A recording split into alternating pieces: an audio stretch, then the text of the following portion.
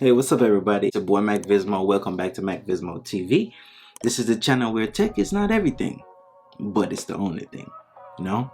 Okay, so 2021, the great year of tech, a great year of everything. New presidency, we trying to fight the pandemic, all of that. This is the iPhone 8, not the 8 Plus, just the regular 8, 64 GB, and this 2021 is the iPhone 12 Pro Max. So I was sitting down and I was wondering, this has been here, it's not been using, just to put this camera up against that camera, which some people would say it's an overkill, but is it? This is the base model of the iPhone 8 at its time. At the time, it was an exceptionally good phone, have a great camera. Is this worth buying in 2021 for the camera?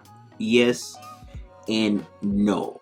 So okay, let me explain. As you know, the fact that this has 3 cameras, you have a wide, you have a telephoto, and you have a standard camera. All is 12 megapixels across the board.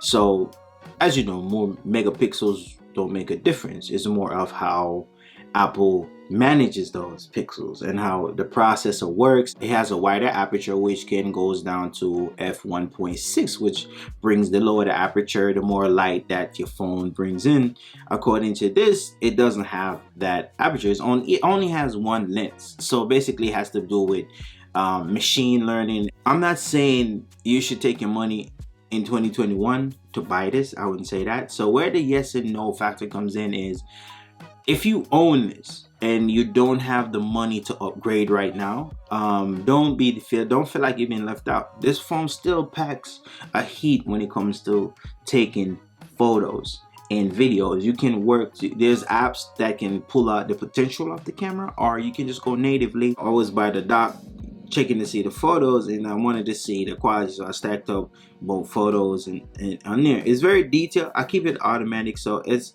one is a little lighter and one is a little cold, one is a little warmer. And the new iPhone, it is a little warmer. I appreciate the the colder color on the iPhone 8 versus the warmer color on the iPhone 12, but they're both really great images. I'm not just busting your bubbles, and these are genuine feedbacks that I'm getting right now. For example, this photo of this seagull here. It's a zoom photo. I think I zoomed in 3 times with it, and I did the same on the iPhone 8. You lost some quality. So this video, it shows you how good the iPhone camera gets, how better it gets from its previous predecessors.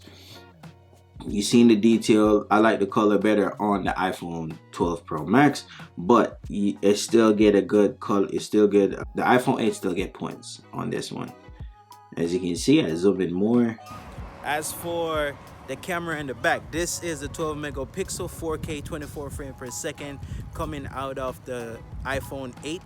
It's a 4-year-old camera, but it's still doing its thing. Okay, so let's go in a little bit into the video. So the portrait, you have the capability of taking a portrait. With that standard iPhone 8, you cannot take a portrait photo, but that doesn't mean you can't get a really great. The closer you get to your image, you get some blur in the background. So I went and took a photo of, or whatever they call that flower. So that flower, I took a photo of it. This photo on the screen is from the iPhone 12 Pro Max. As you can see, great details, great colors, and not disappointing. And you can see my neighbor's van is blurred out in the background. The blur in the background is really milky versus the blur on the iPhone 8. Like I said, it's because of the lower aperture, the wider sensor, the lower aperture. And so with the iPhone 8, what I did, I have a app called Focus.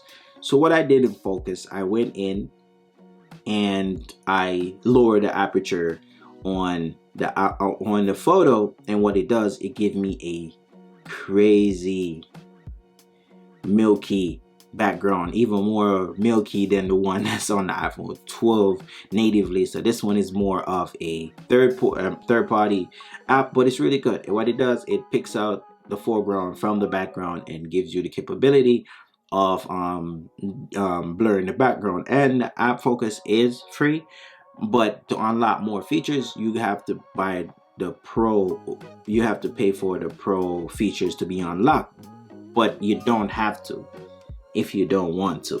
You get what I'm saying? Because what you want is free. You just want to blur the background. That's all you want. So as I scanned through and I took some photos of my these little go-karts that I have around here. The little white robot, as you can see, the background is visible, and after I use focus, the background is milky and bokeh looks really sexy.